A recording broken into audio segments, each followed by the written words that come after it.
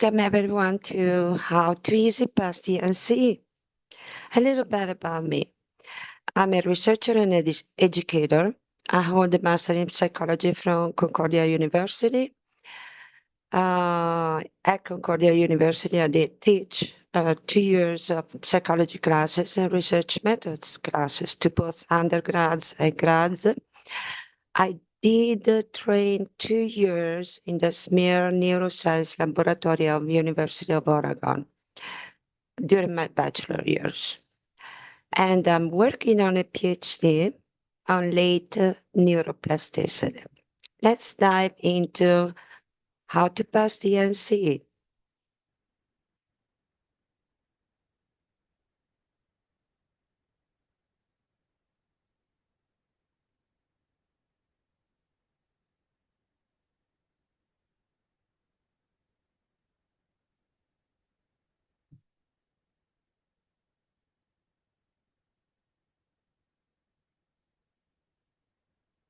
Today we are looking at how the CECREP core areas align with the NCE work behaviors. What happens when they overlap? That's the most important thing to learn about the exam. As you know, the CACREP provides for the educational foundation for counseling, and the NCE measures the real world entry-level practice. Understanding how these two frameworks intersect is vital for the passing the NCE.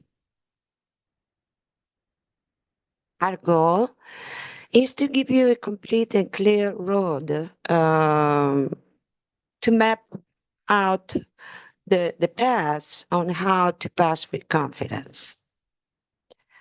The key to passing the NCE is cognitive efficiency.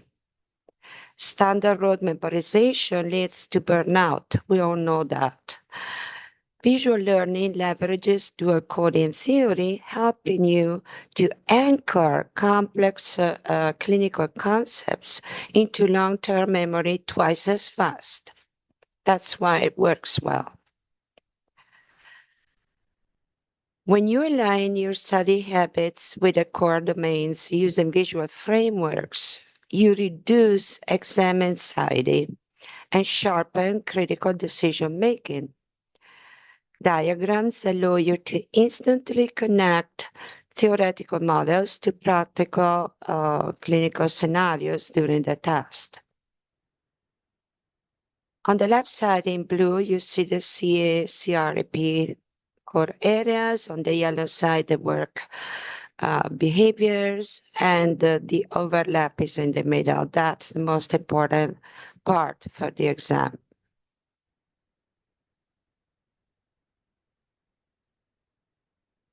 Now let's look at the foundational core of the National Consular Examination. The NCE is structured around 5 primary content domains. These domains represent the essential pillars of knowledge for safe and effective clinical practice.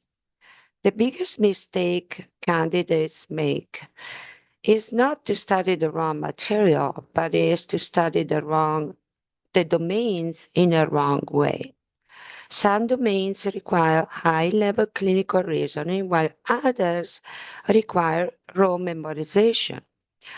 Raw memorization focusing on math formulas sometimes, research questions, acronyms, vocabulary, where no scenario exists to help you guess the right answer. To pass efficiently, you have to split your study preparation into two distinct methods, following the matrix. What you need to memorize and what you need to just reason on. What's inside your free blueprint? You have mind maps, matrices, tables, charts, And any handout that can really help you personally. We're all different. We all study in different way. We all have different learning styles. So let's dive into the course. This is a course plan that is ideal, stress-free. It spans 8 weeks. But for those that have no time or they want to prepare faster for the exam, everything can be reduced to 4 weeks, working 2 domains for each week. So it's up to you. This is just the idea spread out.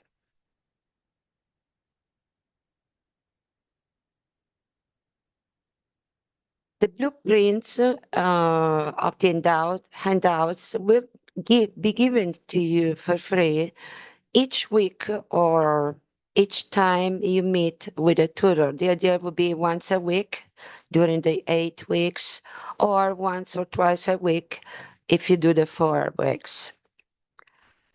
What do we have on week one? We dive into ethical principles, legal mandates, ACA code, the key sections, um, records, management, and rights. In week two, we move into multicultural and social justice, um, identity development, and cultural interventions. On week three, we are talking about lifespan theory frameworks like Piaget or Erickson. Week four, the trait factor and the typology developmental models, even modern tools and learning.